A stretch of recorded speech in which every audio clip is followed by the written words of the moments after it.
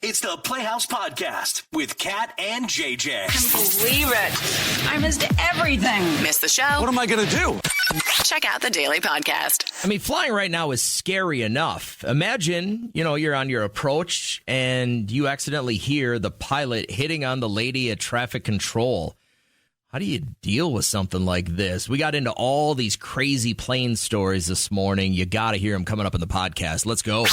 We welcome Laura onto the show this morning because you got a new job offer, right? Did, yes. It's great benefits. It's much better than what I had before. It's higher pay. I mean, in this economy, who doesn't want that? And it's really a wonderful thing. It's moving up in the company. I'm excited, but it's just a little bit of a dilemma.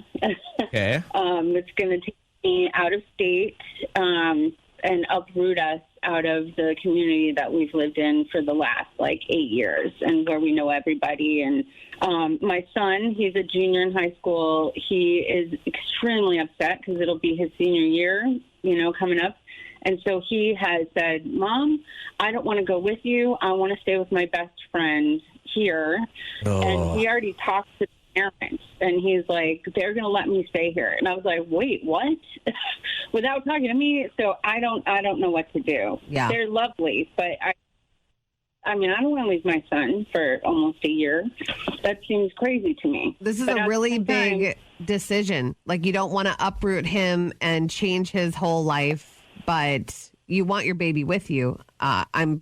I feel for you in this. Yeah, this is a tough one. This is one that I'm excited to turn over to our listeners because I'm guessing this has happened with somebody else. I would gladly, knowing where his friend base is and everything else, I would gladly make the move and just keep in touch with him for a year. Really? Knowing that after that, he'll be off to college. But that's right, a tough move. Yeah, I mean, already you don't want to give him up going to college. You got to let him go. Yeah. Right. And so senior year is really important. I want to spend senior year with him. But at the same time, that's hard to have him have to start all over again. I mean, he's an athlete, and it would just be horrible for him. But at the same time, I can't not take this job. It's just awful. We've thought about it. We've cried. I don't know what to do yet. I don't have to leave for another 3 weeks, so we're still up in the air about what to do. So I'm not sure. So, Kat, what would you do here? I think what I would do. You would turn down the job and stay here? Turn down the job. I would say, could I work remotely? This is too important, and I know that you look at it like, oh, well, just in a few months they'll be going off to college, but I'm going to squeeze even 90 days left with my child before they're off and running. I don't think I could do that. Has anybody been through this, or do you have any advice to give? Now would be the time to call, okay? Talked to Laura just a couple of seconds ago, who's going to, and you kind of got to take this out of the equation. It sounds like she's taking this job no matter what now, and she's going to move cross country. So my question is, and she doesn't know what to do. She has a junior in high school, an athlete, great friend group. Do you drag him with against his will, or do you leave him with family friends of his that are good people? They could be good people, but they're not you. I would make sure I would do everything in my power to make sure somebody's child succeeds and is in good hands. But what's to say 10 years from now, he brings it up? I can't believe you left. I really needed you. But he sounds like he wants to stay behind. You know what I mean? Yeah, I'm sure. He's a kid with friends. And he's got his life 17, established. You can start making your own decisions, right? But also, you need your mom. You need your mom around. You need to see her every day. So you force him to come with. I wouldn't do that. You've got one of two choices. You force him to come with, or you leave him behind. You're making the move. It's for your career. You have to do it. Then I'd force him to come with, which is not ideal. I think I'd be happy to leave him behind. Frank, what would you do here, man? I don't think I would take the job. Yeah, it sounds like my option. Sounds like she already has. She has to take this job. This is something she's definitely doing for the better of her family. Then I'd say take him with. I spent a lot of time in the military. Then I was in law enforcement. I lost time with my oldest daughter. Now she's grown and we have no relationship. Oh. Take him with. Heartbreaker. Yeah, and that's what I said. And, JJ made the comment and somebody else texted in, yeah, they're going to be in college in just a few months. They won't need you then. They're always going to need you in some capacity, and just to be there for the last few months to make sure that they tie up loose ends with high school and finish on a high note. Like, you don't know what kind of stuff he's going to get into, and he might be a great kid now, Yeah. but when somebody feels abandoned, that's a slippery slope. And I'm not saying everybody doesn't have like people they rely on back home, but I feel so strong about his friends' parents. You know what I mean? Like if Trish and I had to make a move and we had to move to Saudi Arabia and my son, who's a junior in high school, wanted to stay behind, I would be completely fine with about a dozen different sets of parents that we could leave him behind and that's with. great. I know a lot of wonderful parents as well, but they're not me. So I just... And you know what? It might be different because this is my third. You know what I mean? Mm-hmm. Like, I wouldn't want to pull away that senior year from him at the place You won't he ever have loves. to worry about that. Your wife would never... You're right. No, she won't. She'll be like, She'll we'll be just, squeezing you'll just, time out. squeeze out gutters if Yeah. you want to for the rest of your life. But you would highly recommend bringing him with, huh? I would. I think that's time that you're not going to get back. And it's not like we live in the old days where you have to place a collect call to see your friends. They can FaceTime. There's Yeah. easier ways to travel now. Fly him back. There's relationships. They can maintain their relationship.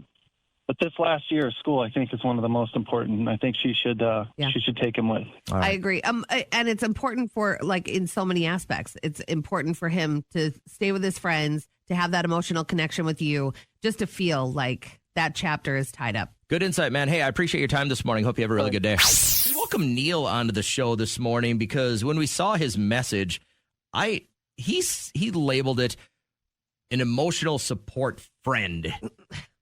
And aren't most friends emotionally supportive? Yeah, but I think he is making it sound like, how you need an emotional support animal to go anywhere. Like, I think he's making fun of his wife that she needs. Well, let's just tell us about your wife and what's going on here, man, and what's bothering you. So I don't know if anyone else has this, I wouldn't say problem, but like situation at least. Okay. You know how your wife might have like their best friend who does everything with, like go shopping, walk the dogs together, whatever. Yeah. But they're always doing it together. But they end up spending more money together than when she's alone. Oh, your wife has an emotional support shopping friend. Who doesn't? Yes. And what kind of shopping do they do? Even grocery shopping? Even grocery shopping. Oh You name it. It's all the above. And, it's cute. I love it. I love that she could do it. But, it just hurts the bank. Yeah. Scientifically, you found that it proves that she spends more money when she's with her friend than not. Yes. Not even with me. I mean, I wouldn't mind if I was at least on the idea, But are you thinking you want to go shopping with her because you can keep a little bit more money in the bank account, or are you just kind of missing out on the opportunity to be with her? Be honest. Okay, you caught me there. Yeah, that's what I felt. Save Yeah. more money. So let's do this real quick. And I appreciate you calling and kind of airing this out. Does anybody else have something like this going on?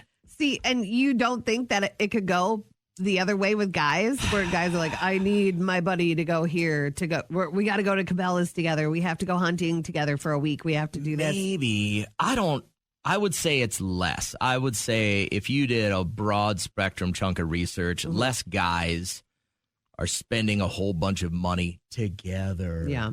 Than So women the grocery shopping gets me. I tried this one time with my friend Sarah, and if she's listening, she will concur that other people slow you down. Yeah. I was slowing her down. She was in one aisle. You know what I mean? Like, it's not like grabbing coffee where you can sit there and one-on-one chat.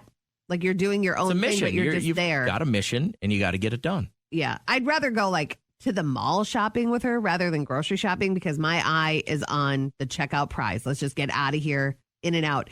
But I've only done that once. I don't know if I could do that again. I can't think of anything I'd want to go shopping with a guy friend for. Mm. I'm just pool stuff? I'm just in and out, man. Like I wouldn't want to go to like a boating expo.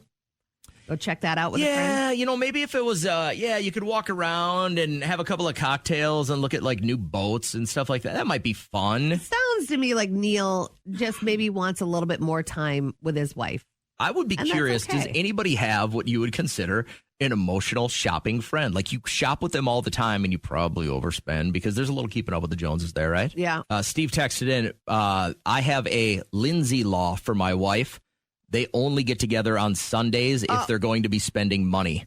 It got out of hand for a couple of years there and we're still reeling from it. Wow. Okay. So what would you say to that? That would be like we just overspent on our credit cards because Lindsay and his wife are going out all the time. I don't think you can blame a Lindsay. I You think know what you I mean? can. Like, no.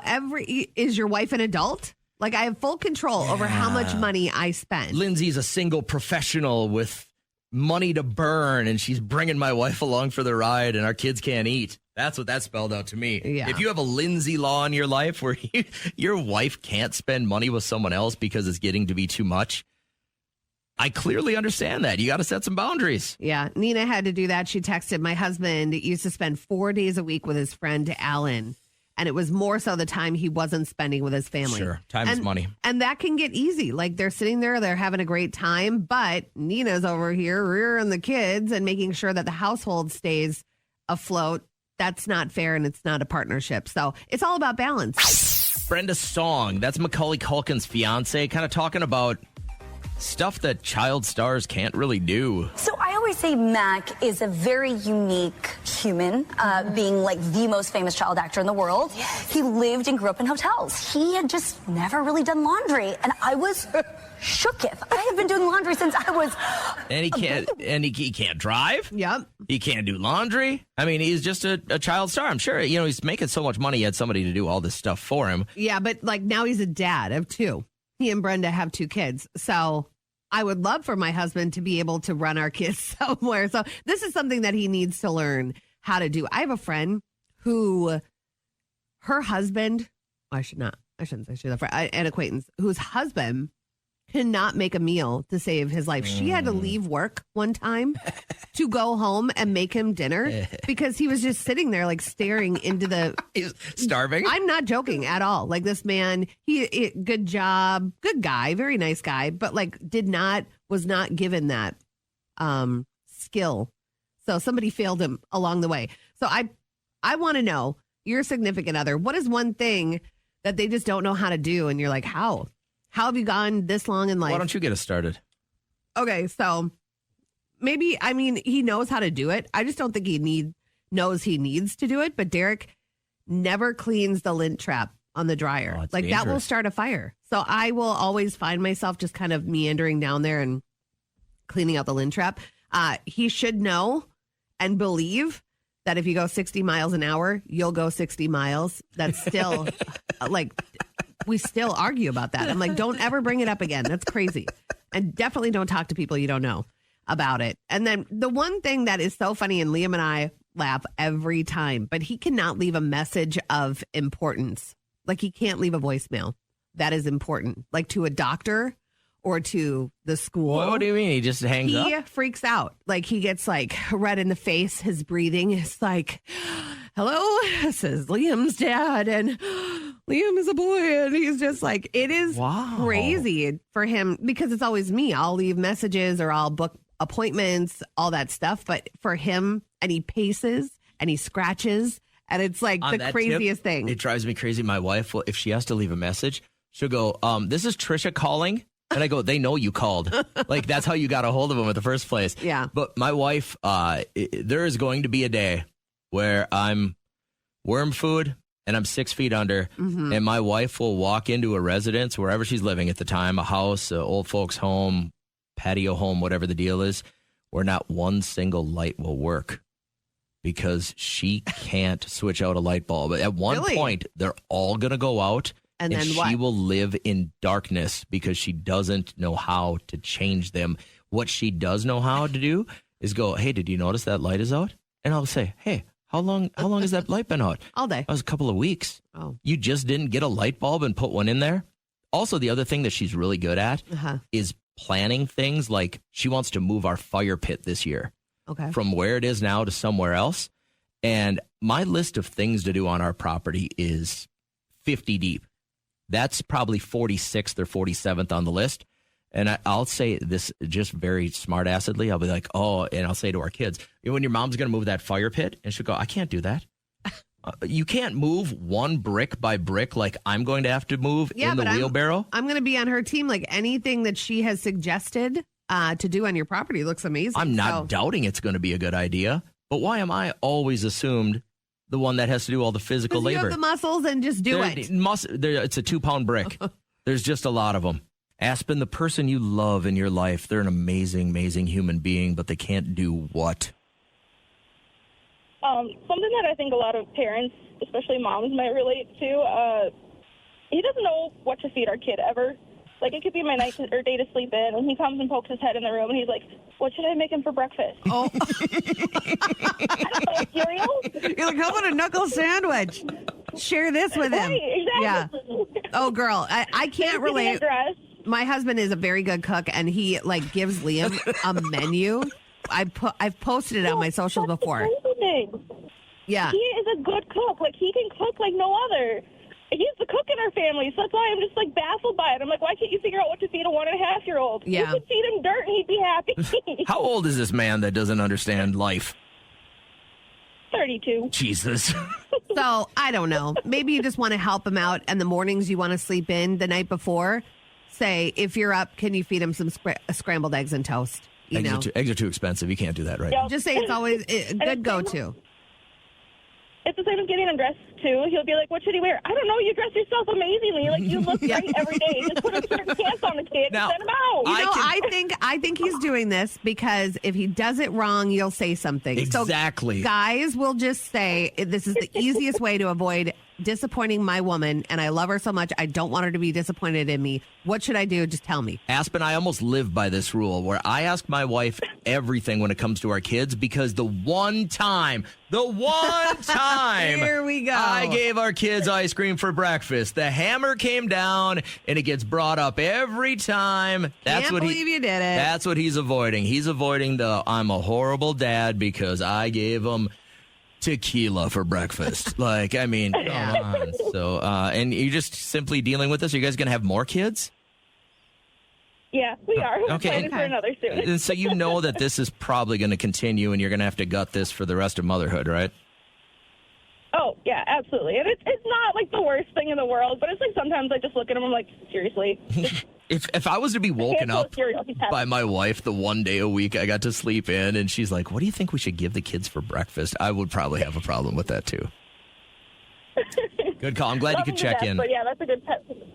Have a great morning. We appreciate you. Hump Day is going to be crazy in here. Of course, we got a chance at $50,000 cash Wednesday during our live show at 7:20. And then right after that at 8:20, we can get you tickets to see Jason Aldean this fall at the Xcel Energy Center, September 6th, as a matter of fact. Tickets will go on sale Friday morning at 10 a.m., but we've got free tickets for you at 8:20 during our live show Wednesday. Right now, let's finish up our podcast. Focusing right now on the things that person you love. You've chosen to spend your life in some of your most intimate moments with a person, but they are just a dope because they can't do what? Yeah, maybe they just can't even make toast. And you're like, someone failed you along the way.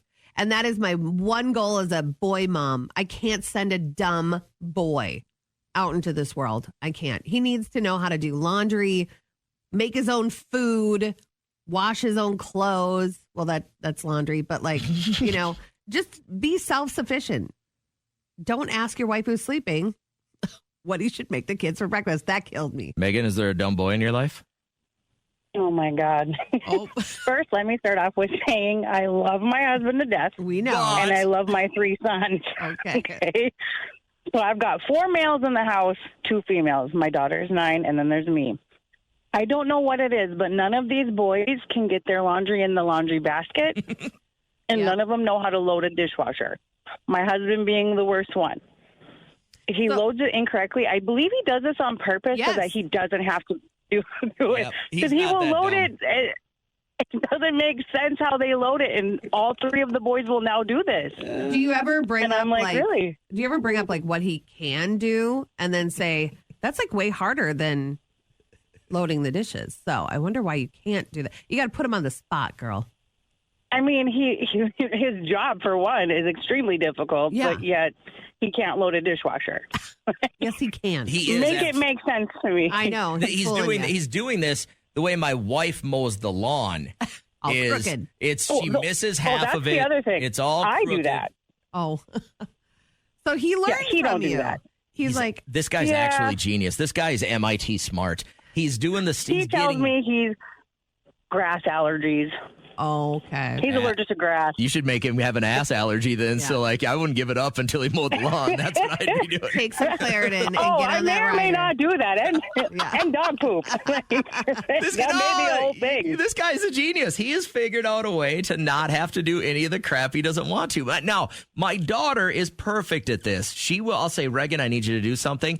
And if she doesn't like it or want it, she's one of the smartest people I know. She will do it so half-assed just because I need it done right so that she doesn't have to do it in the future. Yeah. And you can't let your sons do this. Yep. You're breeding a new generation. No. So nip it in How the far bud. down Tries are not they? to fold the towels correctly, too. Like, the towels, like, how do you not know how to fold towels? Yeah. You know what I'm saying? We have 4 kids, and you're teaching them how to fold laundry, and it's so bad. And then I have to refold it all. It's like, why even ask you to help me at this point? No, then they have to refold it all.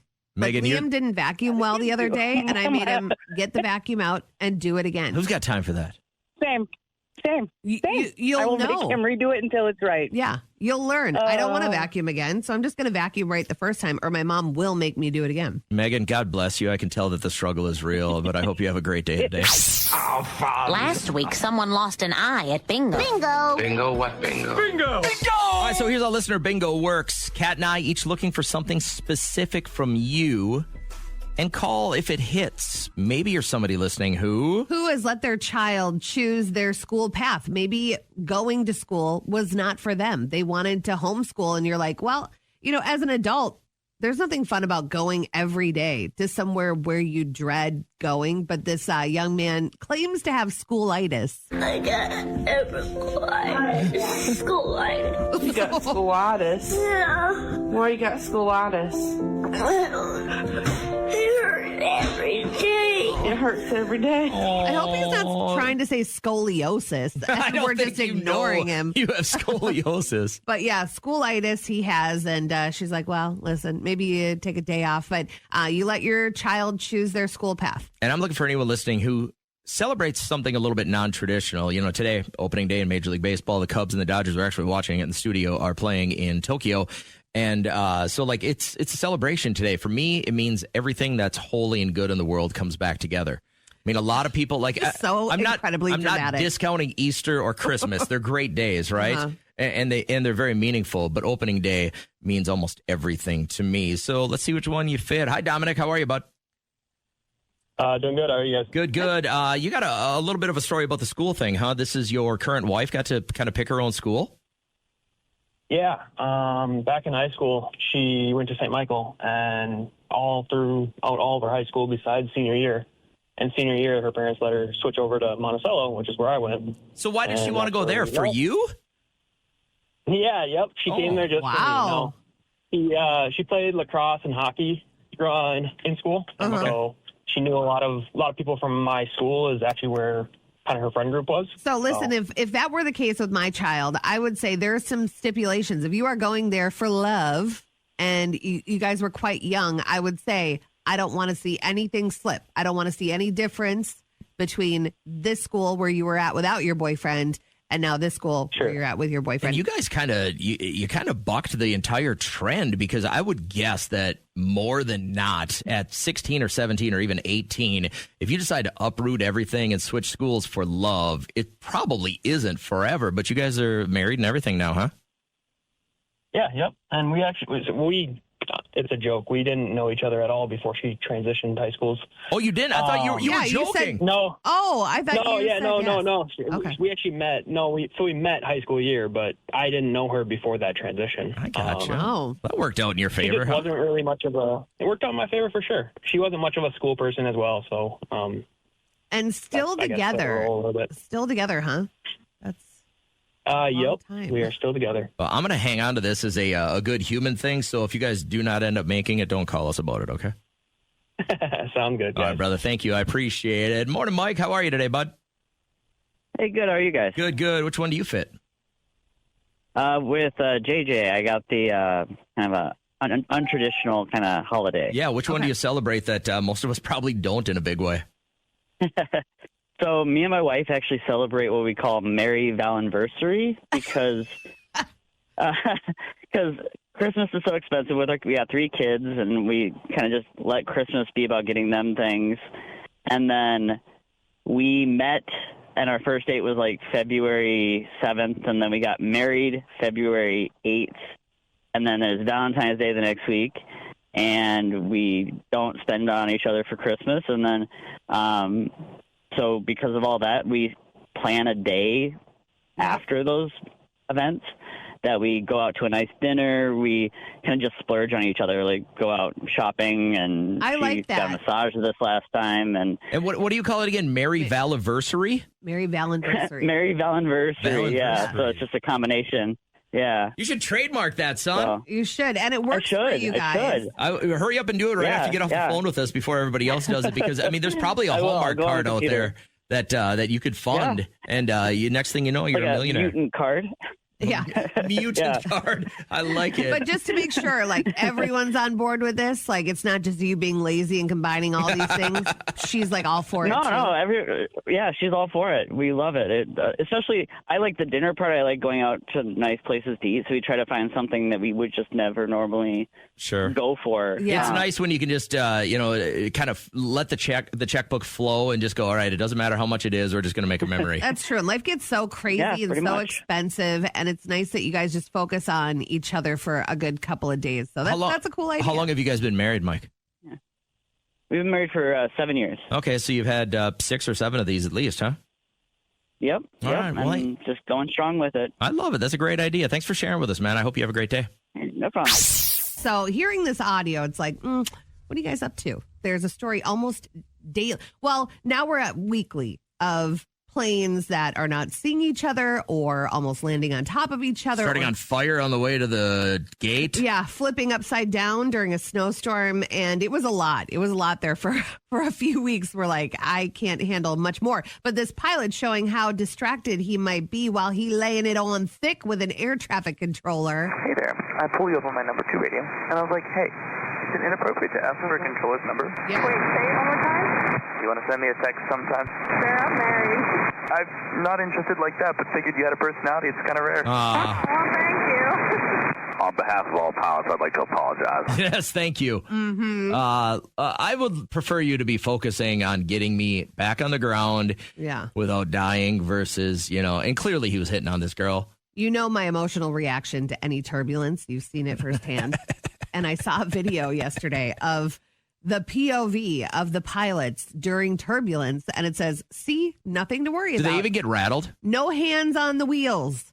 They're just sitting back, relaxing. I don't think there's much they can do. They have it in autopilot, and like if you have auto drive in some cars, it will correct when the lane comes. You know what I mean? Lane departure, sure. So they're like, same thing with the plane. See, nothing is wrong. It's like, yeah, we're crying.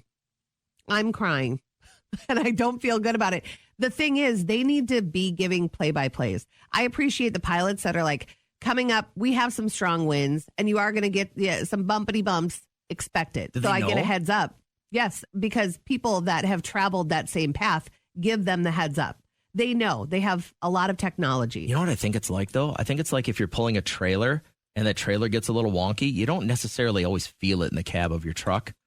I think they don't necessarily know what's going on back there and how it gets a little bumpy, especially towards the backside of the plane. On our way back from Paradise, we had the heads up, but nothing happened. I was like, that was a pleasant surprise. I loved that. But I like the pilots that are like, hey, just to let you know, we have this going on. Or even while it's going on, I know you're bumping back there, but nothing to worry about. Up here, everything is good. I don't know. I just never know what they're doing up there. Wednesday and Thursday, my daughter's going to Nashville. My son's going to Arizona for a golf trip with his friends. And I hadn't really got a little bit wigged out about them flying until Kat was like, listen to what these airline pilots are doing with air traffic control. Hey there, I pull you up on my number 2 radio. And I was like, hey, is it inappropriate to ask for a controller's number? Wait, say it one more time? You want to send me a text sometime? Sure, I'm married. I'm not interested like that, but figured you had a personality. Yeah. It's kind of rare. Nope. That's when guys get shot down. So Yeah. again, I mean, I didn't want your number. I felt like you wanted my number, and the gaslighting continues. I wasn't offended when the guy who finished our roof last year started hitting on my wife. That didn't offend me. But you got the airplane with 400 people on it. Yeah. Just get the wheels on the ground and then walk over to air traffic control and be like, oh, were you the sexy voice I heard on the radio? Are you married? You know, how about we do that on your time? And here I am out of this side of my mouth. I'm like, guys aren't as forward as they should be. But like, I need you to be on the ground. You know what I mean? Be forward on the ground. Even if you're taxiing at 12 miles an hour. Yeah. Fine. You need Foxtrot, Alpha, whatever. These are the words I want to hear. I don't want to hear you hitting on anybody. When I'm at 312 miles an hour on the approach, how about we focus on the runway? Yeah, too much can go wrong. What has gone wrong on a flight that you've been on? Morning, Jordan. How are you? Good morning. Good. On a scale of 1 to 100, how freaked out are we about to get? Probably about 95. Oh, my God. What happened? So on a flight out of like California, we had to go over some mountains. It was about 3 years ago, so high winds. And I look over, there's a woman, her baby, a guy sitting next to him. Nobody's by me. We hit the turbulence, and all the baggage claim doors open. The bathroom door flies open. The man sitting next to the baby is gripping onto the chairs. I look over at her, and she's just about ready to cry with the baby, like, wrapped into everything. And then she reaches over, grabs my hand. Oh, are you one that stays pretty calm and cool and collected? Like JJ was just like sleeping, and we're all over the place. I just can't, like, listen, if it's going to happen, it's going to happen. I've come to that terms. I've gotten old enough now where, like, if I'm going to go down in a fiery plane crash, there's not a damn thing I can do about it. So I'm for sure not getting wigged out my last couple of seconds on this plane. Exactly. Like this whole time I was telling the story just now, I'm smiling. I mean, yeah. Now, but the cool part about this is that you were such a calming presence that a absolute stranger in their biggest moment of distress grabbed for your hand. Yeah, we need people like you. Right. Yeah, I knew for sure that I was going to help the mom, like, cradle the baby if we went down. That's for sure. So in your last moments on this planet, you were going to do everything you could, even though you know it wasn't going to do any good, but you were going to try and protect that baby. Yeah. And so that's probably out of all of my traveling, and I've traveled many times for work, for pleasure, all that. That was probably the most intense where I went, well, this was the fun ride. All right. Yep. I had a plane ride where I was from Vegas to Phoenix. We just had to bop over real quick. And we hit the ground so hard on landing that the little masks came down. And that's the only time that I had been like, what just almost happened? You know what I mean? Like, it's like a 40-minute flight, and we came in just so hot. And it was one of those where, like, would they slow down so fast that you just move and, like, you almost headbutt the seat in front of you, and then the masks came down. But luckily, I was pretty tipsy at the time, so I didn't really analyze what was going on until I sobered up. So out of this whole conversation, that when you land, you don't clap at the fact that you are on the ground. If the baggage doors pop open and everything like that, then I'm probably in for the clap. Also, it takes something where you face death for you to really appreciate. That's sick. You need to appreciate life all the time. JJ, are you sure that pilot wasn't the one flirting with the air traffic? He could have been. We had a couple of... He just got distracted and forgot the brakes. We came back from Phoenix to Minneapolis, and it was a late flight, and the two knuckleheads that were up front flying the plane kept chiming in. Like, it was like a 8 p.m. flight, so people were trying to catch some sleep. They'd keep coming on, and they'd be like... my co-pilot just told me this amazing joke. Here's Greg. And he'd be like, hey, everybody, it's Greg. Like, it was like they were running a comedy club up front. And I was like, again, can we have both hands on the wheel? I really don't mind. You won't, that's where you'll see a no mess cat. Like, don't mess around. You know, I'll get so serious so quick. You don't want to travel with me. Yeah. I'm not. Yeah.